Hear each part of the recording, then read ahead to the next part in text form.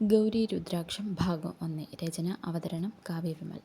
എൻ്റെ ഭാര്യരെ, താൻ ആ കരിമ്പനയ്ക്കൽ കൂടെയാണോ പോകുന്നത്? ആ, അല്ലാതെ ഏത് വഴിയാണ് പോകാനുള്ളത്? എൻ്റെ ഭാര്യരെ, താൻ ഈ നാട്ടിൽ പുതിയതൊന്നുമല്ലല്ലോ. ആളുകൾ പറയുന്നതൊന്നും താൻ കേട്ടിട്ടില്ലേ? എന്താ ആളുകൾക്ക് പറഞ്ഞുകൂടാത്തത്? എനിക്ക് ആരെയും ഭയമില്ല, ഒന്നിനെയും ഭയമില്ല. ഞാൻ കരിമ്പനയ്ക്കൽ കൂടെ തന്നെ പോകും.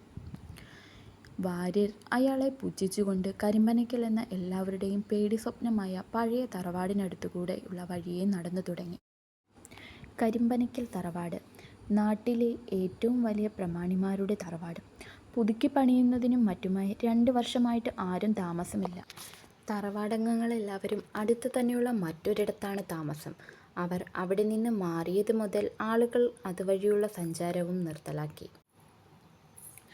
അതിനൊരു കാരണവും ഉണ്ടായിരുന്നു. അടച്ചിട്ടിരിക്കുന്ന തറവാടിൻ്റെ കാവിൻ്റെ ഭാഗത്തായി ആളുകൾ ഭയപ്പെടുന്ന രീതിയിൽ പലതും കണ്ടിട്ടുണ്ട്. തറവാടിൻ്റെ വലതുഭാഗത്തായി ഒരു കൂറ്റൻ കരിമ്പനയും നിൽപ്പുണ്ട്. ആളുകളിൽ ഭയം വർദ്ധിപ്പിക്കാൻ അതൊന്നു മാത്രം മതിയായിരുന്നു. തറവാടിൻ്റെ മുൻപിലെത്തിയപ്പോൾ അയാളുടെ കാലുകൾക്ക് അറിയാതെ തന്നെ വേഗത വർദ്ധിച്ചു. പട്ടി ഊരിയിടുന്നുണ്ട്. പെട്ടെന്നാണ് ഒരു കിലുക്കം കേൾക്കുന്നത്. അയാളൊന്ന് നിന്നു. ശേഷം ചെവി വട്ടം പിടിച്ചു. പിന്നെയും ആ ശബ്ദം കേട്ടു. അയാളുടെ കാലുകൾക്ക് വീണ്ടും വേഗത കൂടി. ഉള്ളിലൊരു ഭയം ഉടലെടുക്കുന്നതറിഞ്ഞ് അയാൾ, ദേവിയെ കാത്തോളണേ. പിന്നെയും ആ ശബ്ദം അടുത്തടുത്ത് വരുന്നത് പോലെ. പെട്ടെന്നാണ് അയാൾ നിൽക്കുന്നതിന് കുറച്ച് അപ്പുറം മാറി ഒരു സ്ത്രീ നടന്നു പോകുന്നത് കണ്ടത്. ആ സ്ത്രീ കരിമ്പനയ്ക്കൽ തറവാടിൻ്റെ കാവിൻ്റെ ഭാഗത്തേക്കാണ് പോകുന്നത്. മന്ദം നടന്നകലുന്ന ആ സ്ത്രീരൂപത്തെ അയാൾ ഭയത്തോടെ നോക്കി. വെളുത്ത പട്ടുചേലയണിഞ്ഞു, നിറയെ ആഭരണങ്ങളും അരയും കഴിഞ്ഞു കിടക്കുന്ന നീളൻ മുടിയും ഒക്കെയായി വെളുത്തൊരു സുന്ദരി രൂപം.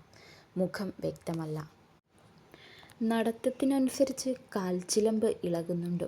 ഒപ്പം 7 ഇളം പാലപ്പൂവിൻ്റെയും മുല്ലപ്പൂവിൻ്റെയും കൂടിക്കലർന്ന വല്ലാത്തൊരു മനം മയക്കുന്ന സുഗന്ധവും. അമ്മേ, ദേവിയെ, അടിയനെ രക്ഷിക്കണേ. ഭയം തിങ്ങി നിറഞ്ഞ അയാളുടെ ശബ്ദം. ഉമ്മറത്തേക്ക് കയറുമ്പോൾ അയാൾ ആകെ വിയർത്തു കുളിച്ചു. തൊണ്ട വരണ്ട് പരദാഹം തോന്നി അയാൾക്ക്. ശ്യാമേ, ശ്യാമേ.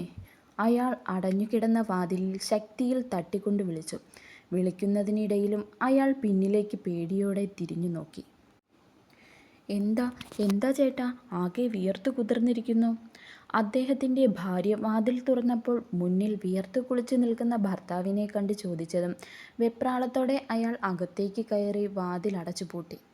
ശ്യാമേ, ഞാൻ കണ്ടടി കരിമ്പനയ്ക്കലെ ആ സുന്ദരി യക്ഷിയെ.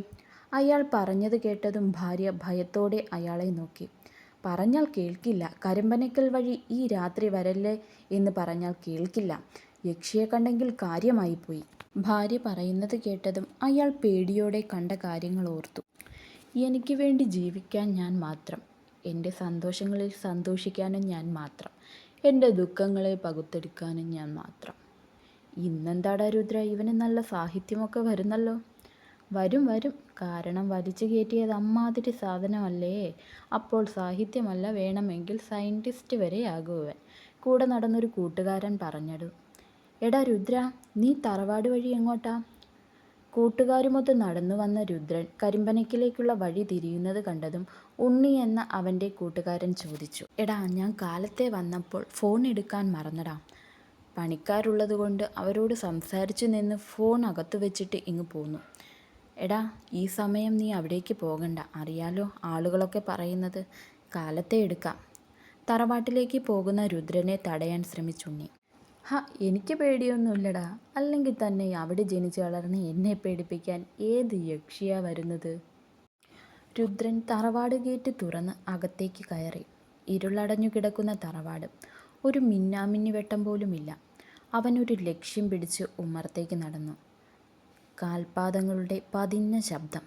രുദ്രൻ ശബ്ദം കേൾക്കുന്നിടത്തേക്ക് ചെവിയോർത്തു. തുടരും. കൂട്ടുകാരെ, സ്റ്റോറി ഇഷ്ടപ്പെട്ടാൽ നിങ്ങളുടെ വിലയേറിയ അഭിപ്രായങ്ങൾ കമൻറ്റ് ചെയ്യാനും ലൈക്ക് ചെയ്യാനും ഷെയർ ചെയ്യാനും സബ്സ്ക്രൈബ് ചെയ്യാനും മറക്കരുതേ. Thank you.